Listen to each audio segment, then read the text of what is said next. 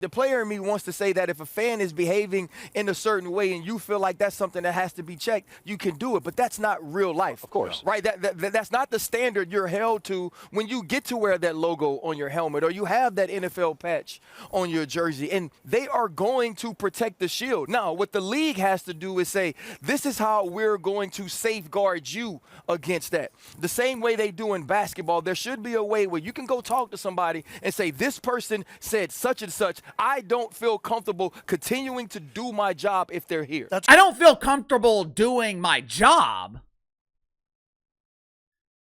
Let me make sure I'm understanding Crying Ryan Clark correctly.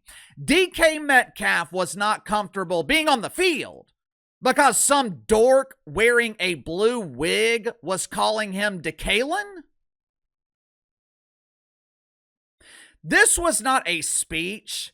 This wasn't a political rally or a comedy show where a heckler can be a real distraction to others who paid to be there.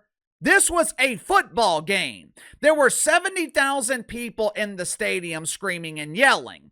And you mean to tell me DK Metcalf doesn't have the ability to tune out one of 70,000? The answer to this ongoing problem, this ongoing war between professional athletes and fans, the answer to the problem is not protocol. The answer isn't more rules and regulations. The answer to the problem is damn sure not punishing the fans, finding ways to remove more paying customers from the arena or the stadium. The answer to the problem is not continuing to coddle these multi-millionaire athletes. The answer is not continuing to treat these dudes like they're the ultimate victims. The solution to the problem? You've got to tell players to control the controllable, which is themselves. Control yourself, control your temper, and this won't be a problem. Unfortunately for DK Metcalf, this is a lesson that he is going to learn the hard way, and it's a lesson that could be extremely expensive. As predicted yesterday right here on the channel, DK Metcalf was suspended for the final 2 games of the regular season, and now he is potentially facing a lawsuit from the fan that he assaulted, and it's a lawsuit that DK Metcalf will lose. Make sure to like and subscribe. You can follow me on Twitter at KC_BTL84. Link to the main channels in the description below. According to CBS, DK Metcalf getting suspended for conduct detrimental to the league, it voids $45 million in future guaranteed money on his contract with the Steelers. Now, he can still earn that money back, but the Steelers are under no obligation to pay him. It's no longer guaranteed money.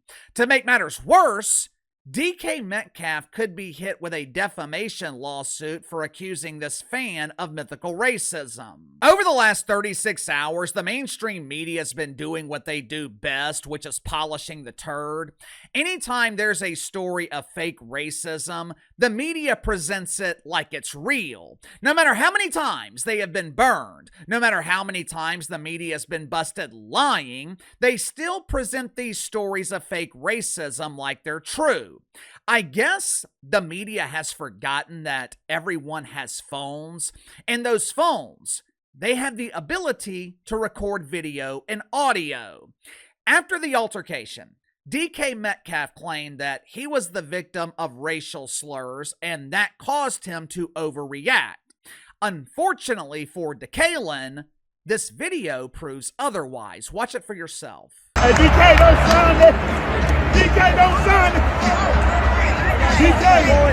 He about to throw that motherfucker away.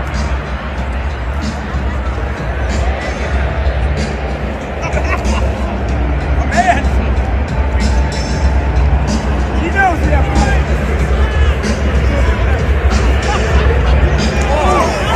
Hey, DK! DK! Yup! DK! Yup!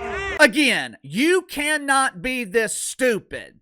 If you have something to lose, which in the case of DK Metcalf, He has everything to lose in this situation, while this doofus in the stands has everything to gain.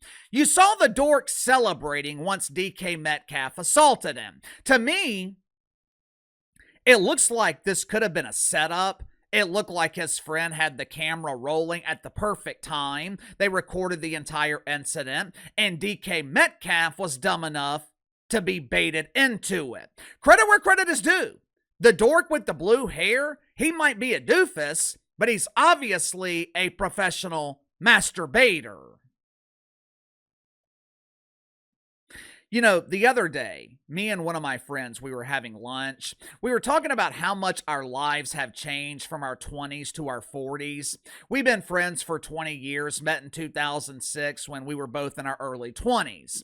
We were talking about how long it's been since we have been out past midnight.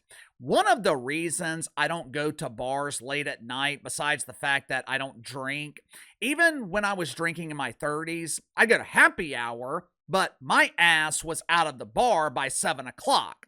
I didn't want to be there once the college kids started coming to the bar. Why? Because when alcohol is involved, anything can happen. One accidental bump, one misunderstood word. That's all it takes for a situation to escalate. The vast majority of college kids, they've got nothing to lose. They're broke. They don't have careers. They damn sure don't have money. When you're in your early 20s, fighting is almost like a badge of honor. Spending a night in jail, no big deal. Who cares? Meanwhile, I've got everything to lose. I can't be here on camera with a black eye. I can't risk losing my voice because I'm arguing with some dumbass. It's just not worth it. So I intentionally keep myself, and I still keep myself, out of those potential situations. If I don't put myself in those situations to begin with, I don't have to worry about the consequences, which is the same thing NFL and NBA players should be doing themselves. You have everything to lose. You are going to be blamed if anything happens. You will be sued if the situation escalates. So the best thing you can do is not put yourself in that situation to begin with. Sound off in the comments below. I'll see you guys later on the main channel.